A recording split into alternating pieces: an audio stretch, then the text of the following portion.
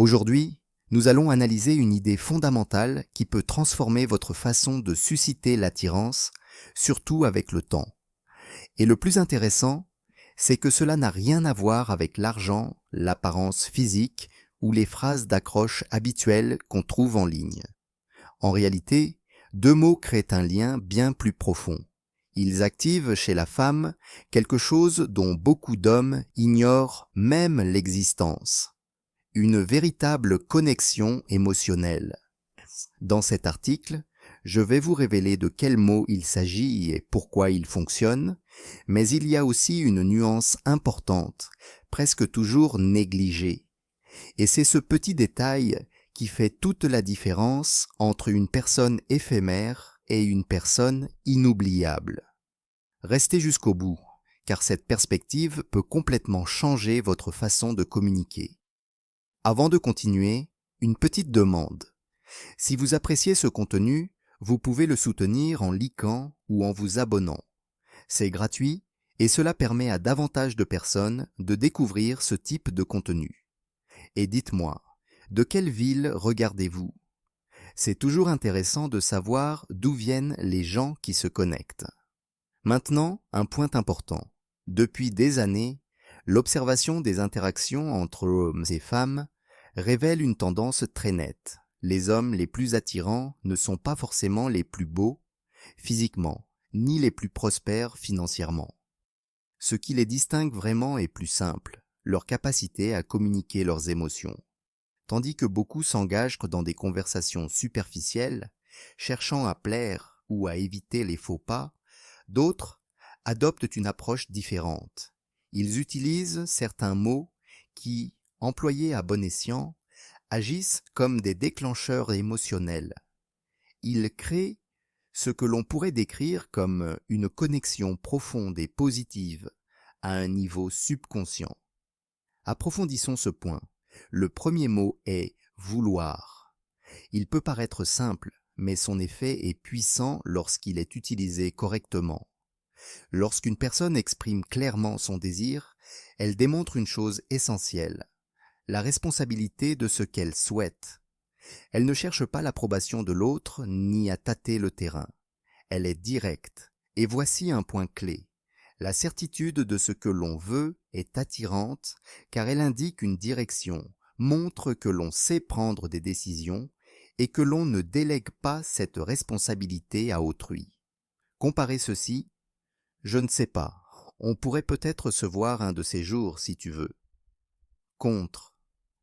Je voudrais t'inviter à dîner samedi. J'ai un restaurant en tête. La différence est flagrante. Dans le second cas, vous ne cherchez pas à être validé. Vous faites une proposition. Vous exprimez une intention concrète. Il ne s'agit pas d'imposer, mais d'être ferme, d'exprimer directement ce que vous souhaitez. Cela crée une dynamique différente, plus claire, plus engageante. Le deuxième mot est « merci ». C'est là que tout prend de la profondeur. Si vous exprimez seulement ce que vous voulez, vous pourriez paraître égocentrique. Mais lorsque vous y ajoutez une marque de reconnaissance, tout change. Par exemple, « J'aimerais te revoir car j'apprécie ta façon de penser ». Soudain, le message cesse d'être une simple intention et crée un lien. Vous manifestez de l'intérêt, mais vous reconnaissez aussi quelque chose de plus profond, et cela fait toute la différence. Beaucoup de gens s'attardent sur des compliments superficiels ou des remarques banales.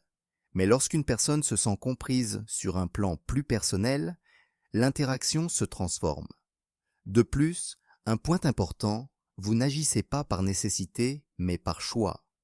Et cela se voit. La clé, c'est la cohérence.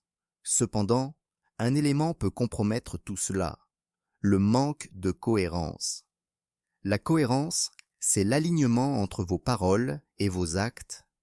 Votre posture, votre ton et vos mots doivent aller dans le même sens. Vous pouvez dire « j'aimerais t'inviter à sortir ». Mais si votre langage corporel trahit une hésitation, le message est contradictoire, et cela se remarque immédiatement. La communication n'est pas uniquement verbale. Une grande partie de l'impact réside dans le non-verbal. C'est pourquoi Lorsque vous exprimez une intention, faites-le clairement. Posture ouverte, contact visuel, voix assurée. Et lorsque vous exprimez votre gratitude, prenez votre temps, laissez transparaître votre sincérité. C'est là que tout prend son sens. Lorsqu'il y a cohérence entre vos paroles et vos actes, le message devient crédible, et c'est ce qui a un véritable impact. L'importance du timing. Un autre élément clé, savoir quand utiliser ces mots. Il ne s'agit pas de répéter « je veux » et « un merci » comme si c'était un texte appris par cœur. Si cela sonne faux, l'effet est complètement perdu. L'essentiel est de les utiliser à bon escient, lorsque l'on souhaite vraiment formuler une intention ou créer un lien mémorable. Par exemple, après une rencontre empreinte d'énergie positive, vous pouvez les regarder calmement et dire quelque chose comme « J'aimerais recommencer. J'apprécie vraiment l'énergie que vous dégagez. » Ce genre de phrase, prononcée au bon moment, laisse une impression durable. Ce n'est pas seulement ce que vous dites, mais aussi le moment où vous le dites. C'est ainsi que se crée une expérience émotionnelle qui restera gravée dans leur mémoire. En conclusion, si vous souhaitez approfondir ces idées, vous pouvez vous abonner et activer les notifications. L'objectif est de partager du contenu qui vous aide à mieux communiquer et à mieux comprendre ces dynamiques. Vous disposez désormais des outils. Utilisez-les avec sagesse et sincérité. Il ne s'agit pas de jouer la comédie ou de faire semblant, mais de vous exprimer avec authenticité. Vous n'avez pas besoin d'être parfait pour avoir un impact.